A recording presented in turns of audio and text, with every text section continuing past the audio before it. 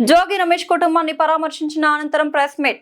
జోగి రమేష్ తిరుపతికి పోతా ఉన్నాడు. తంబలపల్లిలో వీళ్ళు అక్రమంగా ఈయన మీద పెట్టిన కేసుకు సంబంధించిన కోర్టుకు అటెండ్ కావడానికి ఈ విషయం దారిలో తనకు ఫోన్లు చేసి ఈ మాదిరిగా గుమికూడుతూ ఉన్నారు మనుషులు అని చెప్పి 2 గంటల నుంచి 5 గంటల దాకా జరిగిన ఈ ప్రక్రియలో తనకు సమాచారం వస్తే 2 గంటల ప్రాంతంలో తను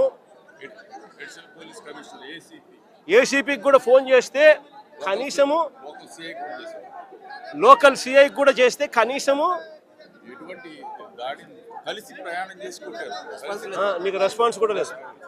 కనీసం రెస్పాన్స్ కూడా లేదు. సిపి కనీసం ఫోన్ కూడా ఎత్తలా. నేను అడుగుతా ఉన్నా, ఈ మాదిరిగా ఇక్కడే కాదు అక్కడ అంబటి రాంబాబు అన్న విషయంలో కూడా అంతే. పోలీసుల సమక్షంలోనే 5 గంటల నుంచి రాత్రి 1:30 దాకా జరిగిన దహనకాండ పోలీసుల సమక్షంలోనే 5 బండ్లు 5 కార్లు పగలగొట్టారు. పోలీసుల సమక్షంలోనే ఇల్లు తగలబెట్టిచ్చేశారు. ఆఫీస్ అంతా తగలబెట్టారు.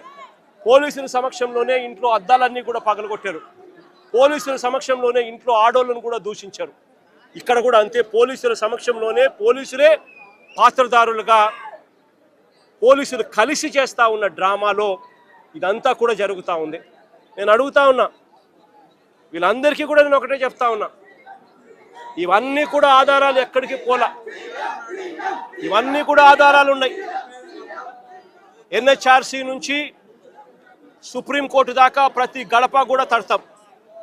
రాష్ట్రంలో జరుగుతూ ఉన్న జంగల్ రాజు గురించి ప్రతి ఒక్కరికి కూడా అర్థమయ్యేలా చెప్తాం.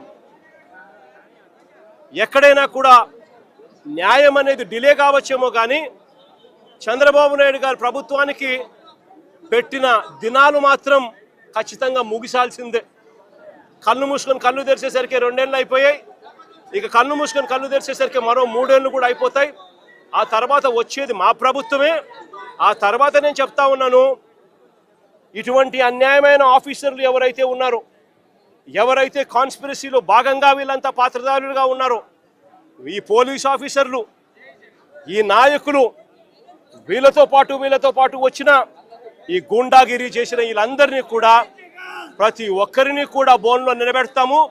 ప్రతి ఒక్కరిని కూడా చేసిన అన్యాయానికి శిక్ష వహించక తప్పదు అని చెప్పి కూడా ప్రతి ఒక్కరికి కూడా ఈ సందర్భంగా తెలియజేస్తా ఉన్నాను. చంద్రబాబు నాయుడు గారికి కూడా బుద్ధి జ్ఞానం ఉంటే ఇప్పటికైనా కూడా నేను చెప్తా ఉన్నా, జోగి రమేష్ ఏమన్నాడు, ఊరికి చిప్పు పోయింది అని మాత్రమే అన్నాడు. నేను అడుగుతా ఉన్నా, చిప్పు గన సరిగ్గా ఉంటే ఇవన్నీ ఎవడైనా చేస్తాడా అని అడుగుతా ఉన్నా. చిప్పు గన సరిగ్గా ఉంటే ఎవడైనా ఇలాంటి చేయిస్తాడా అని అడుగుతా ఉన్నా. నిజంగా వీళ్ళకి చిప్పు సరిగ్గా లేదు కాబట్టి ఇవన్నీ చేయిస్తూ ఉన్నారు. చిప్పు లేదు కాబట్టి సిబిఐ తమ రిపోర్ట్లో క్లీన్ చిట్ ఇస్తూ ఉన్నా కూడా టీటీడీలో ప్రసాదంలో ఎటువంటి గొడ్డు మాంసము, ఎటువంటి జంతువుల కొవ్వు, ఎటువంటి పంది కొవ్వు లేదు అని చెప్పి ధృవీకరించినా కూడా ఎన్డీడీబీ ల్యాబులు, ఎన్డీఆర్ఐ ల్యాబులు కూడా ఇవన్నీ కూడా ధృవీకరించి చెప్పినా కూడా చంద్రబాబు నాయుడు గారు ఇంకా రాజకీయ స్వలాభం కోసం కుక్కతోక వంకర అన్నట్టుగా చంద్రబాబు నాయుడు గారు, ఆయన కూటమిలో ఉన్న పవన్ కళ్యాణ్ గారు, ఆయన కూటమిలో ఉన్న చంద్రబాబు నాయుడు గారు కొడుకు లోకేష్ అదే పనిగా మళ్ళీ అదే అబద్ధాన్ని చెప్పి మళ్ళీ అదే నిజం చెయ్యాలి అని చెప్పి ప్రయత్నం చేస్తూ ఉన్న తీరును ఇప్పటికైనా మానుకోవాలి అని చెప్పి వీళ్ళందరికీ కూడా గట్టిగా చెప్తా ఉన్నాను.